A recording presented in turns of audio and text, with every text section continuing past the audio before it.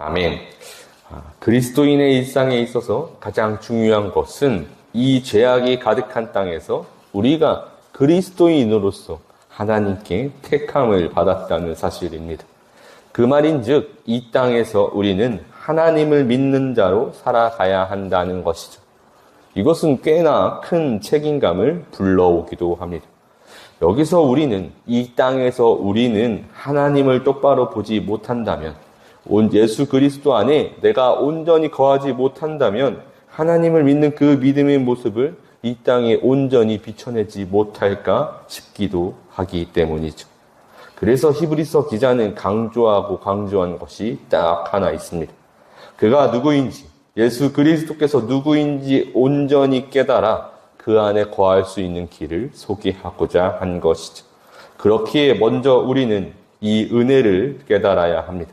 그리스도 예수께서 하늘의 성소에서 자신을 내어주시면서 그 취하신 것, 우리에게 새 언약이 주어졌고 그 새 언약으로 인해 하나님의 은혜의 놀라움, 바로 우리의 죄의 속량이 이루어졌다는 것을 깨달아야 할 것이죠.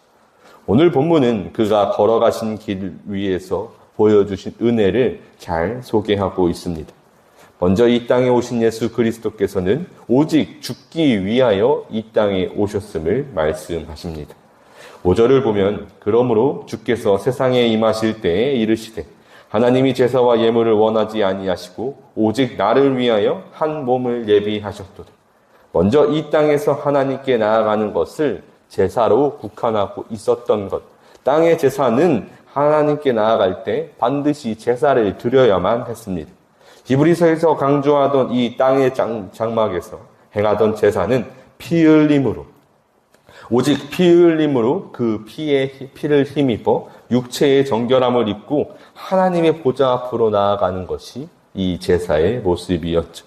그러나 그것이 본질적으로 이 죄를 해결하지 못했다는 것이 이스라엘의 역사가, 그리고 지금 히브리서가 그것을 증명하고 있습니다.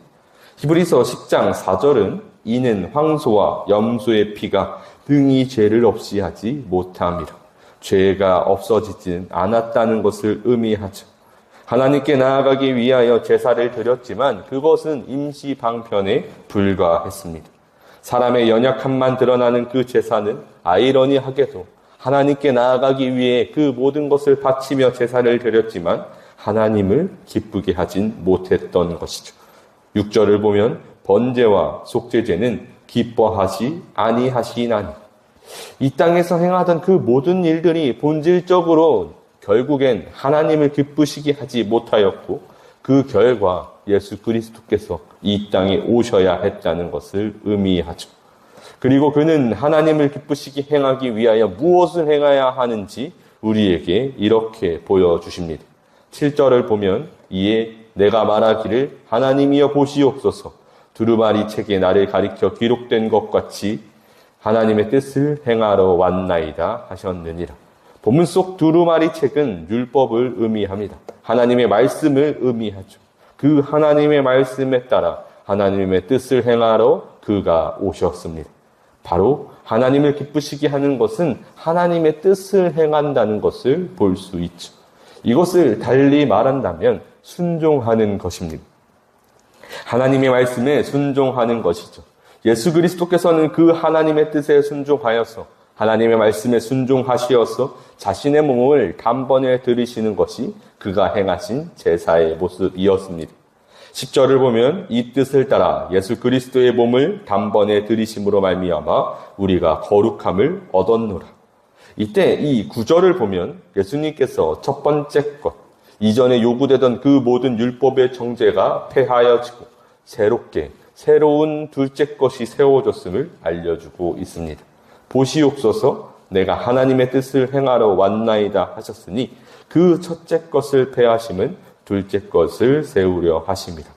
그는 본래 행하던 제사, 이 동물의 피로 율법이 요구하던 바대로 행하던 첫 번째 언약은 폐하고 이제 새 언약을 새로 세우시며 우리가 걸어갈 길을 인도하시기 위함이라 말씀하시는 것이죠. 그래서 12절을 보면 오직 그리스도는 죄를 위하여 한 영원한 제사를 드리시고 하나님의 우편에 앉으사. 이제 이 12절에서도 보면 영원한 제사를 드리셨다라고, 예수 그리스도께서 이 영원한 제사를 드리셨다라고 말씀하고 있습니다. 여기서 우리는 하나님께서 먼저 앞 6절에서 말씀하셨듯 제사를 바라시지, 제사를 기뻐하지 않으시는 하나님을 다시 생각해 볼 수 있습니다. 그렇게 기뻐하지 않으신다더니 그러면 지금 말씀하고 있는 예수 그리스도께서 보여주신 그 제사는 무엇일까요? 앞서 말했듯 순종이니, 순종의 결과로 하나님의 뜻대로 자신을 내어주시는 그 제사를 드린 것이죠. 이전의 제사들이 순결하고 흠없는 제물을 드리는 하나님께 그 제물을 드린다든지 사람의 행위가 드러날 어떤 여지가 있는 제사의 모습이었다면 자신을 드리는 것, 자신의 목숨을 내어주시는 것으로 그 누구도 행하지 못할 제사를 하나님께 드렸고 그 말씀 앞에 순종하는 그 모습이 절정으로 드러난 것이 영원한 제사의 모습이라는 것이죠. 14절을 보면 그가 거룩하게 된 자들을 한 번의 제사로 영원히 온전하게 하셨느니라. 그렇게 예수 그리스도께서는 하나님의 보좌 우편에 앉으시사 우리를 위해 중보하시며 기도하십니다. 그렇게 그가 그곳에서 기도하시면서 우리에게 주어지는 것을 요한복음에선 이렇게 말씀합니다. 요한복음 14장 26절은 보혜사 곧 아버지께서 내 이름으로 보내실 성령 그가 너희에게 모든 것을 가르치고 내가 너희에게 말한 모든 것을 생각나게 하리라. 오늘 본문 15절은 또한 성령이 우리에게 증언하신다고 말씀하십니다. 그 보혜사 성령이 우리 안에 내주하시며 우리에게 말씀하시는 것이죠. 바로 16절의 말씀, 주께서 이르시되 그날 후로는 그들과 맺을 언약이 이것이라 하시고 내 법을 그들의 마음에 두고 그들의 생각에 기록하리라 하신 후에 이제 우리의 마음에 성령으로 말미암아 하나님의 뜻이, 하나님의 법이 새겨져서 그 하나님의 뜻을 깨달아 행할 수 있는 순종의 길을 진정 걸어갈 수 있게 하신다는 것입니다. 하나님께서는 우리에게 그 모든 길을 걸어갈 수 있도록 성령을 베풀어 주셨다는 것이죠. 또한 이 성령이 우리 안에 내주함으로 우리가 깨달아야 하는, 반드시 깨달아야 하는 한 은혜가 바로 17절의 말씀입니다. 또 그들의 죄와 그들의 불법을 내가 다시 기억하지 아니하리라 하셨으니 그래서 더 이상 이전의 땅의 제사는 필요가 없어졌습니다. 이제 우리가 하나님을 기쁘시게 하는 것이 무엇인지 깨달았고 이제 죄로 인해 하나님께 나아가지 못할 일도 없기 때문이죠. 우리가 하나님을 기쁘시게 하는 것은 오직 그 말씀 앞에 순종하는 것입니다. 사무엘서를 보면 사무엘이 사울을 야단칠 때 이렇게 말하고 있습니다. 사무엘상 15장 22절은 사무엘이 이르되 여호와께서 번제와 다른 제사를 그의 목소리를 청종하는 것을 좋아하심같이 좋아하시겠나이까. 순종이 제사보다 낫고 듣는 것이 순양의 기름보다 나으니. 우리가 순종하지 못하는 것, 여전히 죄에 얽혀서 다른 것으로 하나님께 번제를 드리려 하는 우리의 모습 속에 하나님께서는 말씀하십니다. 그것으로 기뻐하지 않는다고, 그것으로 하나님께서 기뻐하지 않으신다고 말씀하시죠. 그러니 우리가 어떻게 서야 하겠습니까? 우리가 이 땅에 살아가는 모범, 그리스도인으로서 비춰내어야 하는 그 모습이 무슨 모습이겠습니까?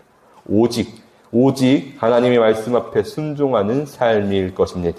오직 성령을 의지하며 그 길을 걸어가는 것이죠. 하나님께서는 우리의 연약함을 아셨고 성령을 예비하시어서 우리로 하여금 성령의 음성에 귀를 기울이며 하나님의 뜻에 순종하는 길을 걸을 수 있도록 예수 그리스도를 보내시어 우리에게 알려주셨죠. 결국 우리는 이 은혜를 깨닫고 하나님의 전에 나아와 하나님을 예배합니다. 그러나 여전히 죄에 얽혀서 다른 것으로 내 안에 있는 그 어떠한 것으로 하나님께 드리려 하고 있진 않으십니까? 더 이상 하나님께서는 그것을 바라지 않으십니다. 예수 그리스도를 내어주시면서 우리에게 전해주신 것, 오직 하나님의 뜻에 순종하는 그 길을 걷길 바라시는 우리의 하나님의 뜻을 깨닫기를 간절히 소망합니다. 주님의 뜻은 오직 성령의 음성에 귀를 기울이고 그 성령이 말씀하시는 바 하나님의 법, 말씀의 뜻을 깨달아 오직 그 나라의 길을 걸어가는 것은 하나님의 말씀에 순종하는 것임을 깨달을 수 있는 저와 여러분이 되시기를 주님의 이름으로 축복합니다.